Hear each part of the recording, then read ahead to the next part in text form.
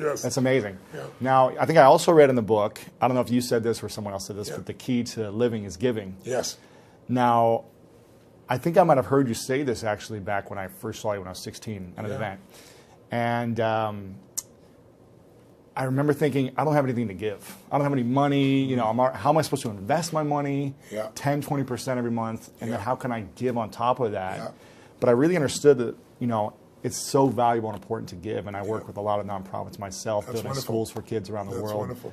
And I've seen a big impact in my life in the way I'm Well, able to serve people. Sir John Templeton told me that he's never seen anyone tithe, which, you know, tithing is usually 10% of what you earn, for at least a decade, who didn't become incredibly financially free. Wow. And I think the reason is, I had a moment like when my whole life changed. It was kind of twofold. I was really young, like yourself back then, right? Working my tail off, trying to build a business. I mean, you Yeah. have big goals, you know, you Yeah. don't always succeed to start with. Right, It just right. come together, right? You know, it was hard. And I remember I was so frustrated because I was working 18-hour days and nothing was working, and I was broke, and I felt embarrassed. You know, I should be doing better than this. Sure.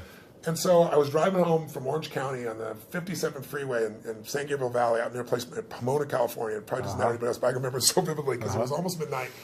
And I was at this breaking point. And then I was like, why am I not, you know, doing better? And then I just pulled over the road, and I used to keep these journals. I still have them, written journals.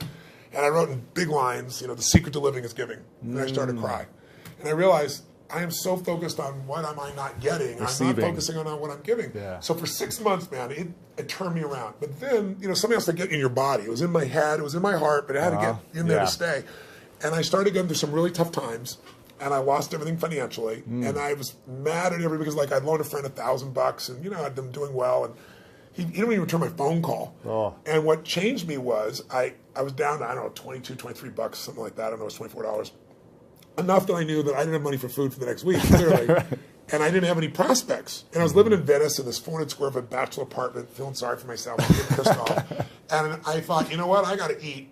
So I'm not going to drive my car because I'm not going to spend the gas. I'm not going to pay for parking. Sure. I'm going to go to an all-you-can-eat place and load up for the winter, right? So I can get more, like one meal a day. Right. And so there's a place called Marina del Rey, not far from Venice. And it's a beautiful community, and it's right on the water. And there's a place called El Chorrito. It's still there. It's a little restaurant. It had taco bar and all that kind of stuff. So I walked there for the 3 miles, and I go, okay, I'm going to go and load up. And it was all about myself and getting through this. And this woman walked through the door, actually a very attractive lady. That's probably why I caught my attention. And I went to see who her boyfriend is, and there's nobody up there. There's a little guy down here. It was obviously her son. And he's wearing this 3-piece suit, you know, a little vest. He opens the door for her. He pulls out the chair for her. And it was just, he stared into his mother's eyes. I mean, it was just pierced into her eyes. I don't know what it was, but something about him was just so moving. He was such a sweet, caring, loving young man to his mother that moved me. So I paid for my meal. I don't know what was left, 17, 18 bucks. Put it back in my pocket, what was left.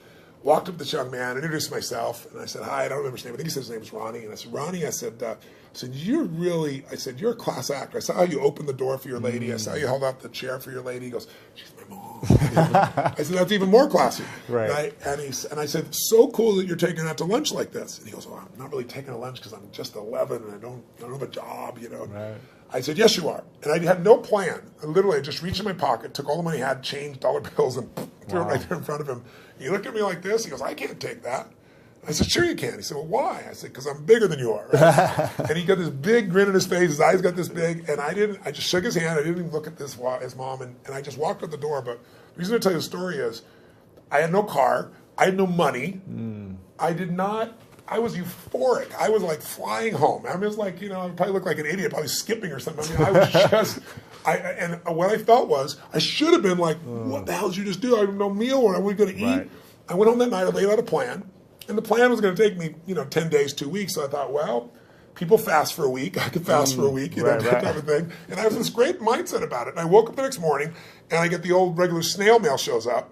And it's this guy I've called a zillion times who wouldn't return my call. I open it up, there's a check, $1,000 plus interest and an apology. Wow. So I'm sitting there, and I started to cry, honestly. And I was just like, why did this happen, And I don't know if it's true, but I decided that day this happened because I did the right thing. Because I didn't have a plan. It wasn't a strategy. I just felt this little soul beside me. I knew it was right, and I did it. And I didn't do it because I thought I could or I couldn't. I didn't even think about it. And that's the day I became a wealthy man, because I didn't have any money. but scarcity left my body. And I had plenty of ups and downs since that time in various times in my life, but I never went back to that, oh my God, how's it going to happen? Yeah. It's like breathing. Do you stop and say, God, is there going to be any air before you take a breath? You know it's going to be there. Right. You don't run your life by that aspect. And so that to me is what it's about, is showing people, if you won't give a dime out of $1, don't bullshit yourself. You'll never give $1 million out of 10 million or 10 million out of 100 million. It's just not going to happen. Right. But if you can do that now, you don't ever get beyond scarcity. You start behind it. You make a decision to get beyond it. So how does someone, when they're living in scarcity, they're living in fear, and it's like this emotional feeling, it's in your body, like you say, when you're like, I can't even pay for my meal, how am I going to start giving? What are some things that people can do to start overcoming that mindset, or start strengthening it or shifting it? I can tell you a couple things. I'll tell you what I did when I was first on my own. I got my mom kicked my dad out when I was 17. She was a very powerful woman. I had 4 fathers, so they all learned how to get the boot. She thought I was on his side, so she kicked me out next. I was 17. She chased me out with a knife. She wouldn't have hurt me, but I wasn't going back in the room. Wow. And so I had to figure out what to do. And I didn't have a place to stay, and I ended up staying in somebody's laundry room for a while, and then I started reading and feeding my mind, and then I developed this little system, and the system was really simple, and I tell people now, as I say, number one, every single day, you got to feed and strengthen your mind. Until you do that, you're always going to be in fear. Because fear is automatic. The human brain is designed for survival. It's not designed for success. Your brain is not designed to make you happy. That's your job. Right. And the only way you're going to do it is if you feed your mind, because otherwise, weeds grow automatically.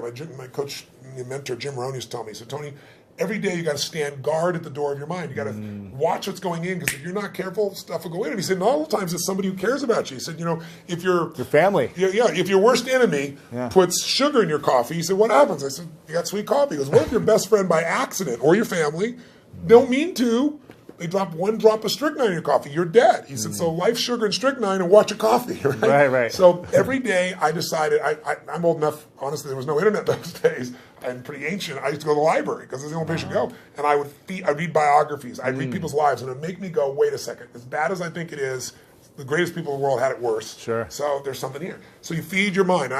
Jim Rohn used to say to me, skip a meal, but don't skip reading. He said, read 30 minutes a day. I don't give a damn what it is. And today, I don't mean internet crap. I mean, read something, a biography. Read something that's a strategy. Read something that's going to change your life. And the second thing I tell people is feeding your mind's great, but you've got to also strengthen your body. And you do that as an athlete naturally. I learned to do that because fear is physical, right? You know where you feel it. And if you go work out, if you go lift, if you go run, even if you're out of shape, you just go for an intense walk, that experience alone changes your life. Every day of my life, the first thing I do before I do my priming, if I'm at one of my homes, I jump in some hot water for fun, and then I jump in freezing water. And I have, a river, in one of my homes in Sun Valley, and I've got cold plunges everywhere else. So I go in 57-degree water, boom. And what it does is it's teaching my brain, I tell my brain what to do, and it does it. It doesn't feel like it, doesn't want to do it, and every cell in your body is alive, right? So it doesn't have to be 2 hours worth of something. It can be something you do for 30 seconds, but it's training your body to be strong, because a strong body creates a strong mind, and vice versa. Yeah. The third thing I tell people is find a role model. It seems impossible until you see somebody who's done it. So, Ray Dalio is one of the greatest investors in history. The guy was a caddy, right? His dad was a jazz musician. His mom was a homemaker. He's worth $14 billion. He found someone to mentor him. He found multiple people to model. Right. You don't always find a mentor, but you find somebody you can model. And when you start seeing that somebody else can do it, and you see they really did, you start to believe, you start to get certainty. And then the fourth thing I tell people is it's massive action and constantly change your approach. And then it's find somebody worse off than you are and help them. Because when you do that, it gets you out of yourself. And that's what I really have people do. That's what we do at Thanksgiving. We have our basket brigade where 2 million people get fed. Amazing. Not the one I do, the one that I get people to do. And it's amazing. People go in there and they see, my God, I thought my life was tough, but look at this person's life. It makes you appreciative. It puts life in perspective. Yeah, very cool. Now, talking about feeding the mind, yes. If you could only leave 3 books behind, it's the end of your life. 3 books behind to your kids. Yes. And or the message to the world of here's the 3 most important books that you should read. That's tough. What are those 3 books that all the books I've read through? You only pick 3. That's a tough one. I don't know if I can do that, but I'll tell 3 off the top of my head. I'd say Man's Search for Meaning, Viktor Frankl, because all of us in our lives are going to experience extreme stress. I don't care how much money you have. I don't care how much people love or respect you. You'll have your time. It might be a health issue in your family. It might be something happens to the economy. Something happens to all of us. And so to see how people that were put in the most insane, unjust environment, people that were in Auschwitz, how they dealt with that unbelievable situation and how the ones that thrived in spite of it. And to go through Viktor Frankl's way of understanding how to create meaning in your life, I don't think there's a more important book. I think maybe another one might be As a Man Thinketh, because it's a book that you can read dozens of times in your life. It's small, and it's the core of everything. As you think, so you are. I mean, obviously the Bible is an extraordinary book, or whatever religious document a person believes. I'm personally a Christian, but I tell people whatever you believe, you need to practice it, whatever it is. Right. Because there are many different ways of connecting, to what has created us. And then that's 3 already, but I'll give you one more. I think another one that's important would be understanding the life cycles of humanity. There's a book called Generations. It's a big book. It's, I think, 1,000 pages, 800 pages. Bigger than this book. Much bigger than this book. But it's a book worth reading because it shows you how, as every 100 years, 80 to 100 years, we run through the same cycles. Like what we've just gone through economically in 2008 happened 80 years before. And you can go through 1,000 years of Roman history and you see it. And when you begin to be able to anticipate what's coming, you know how to take advantage of the season. Some people freeze to death in the winter. People that are prepared might snowboard or ski and have a good time. Right. So it's a brilliant book, and it's by Strauss and Howe. It's worth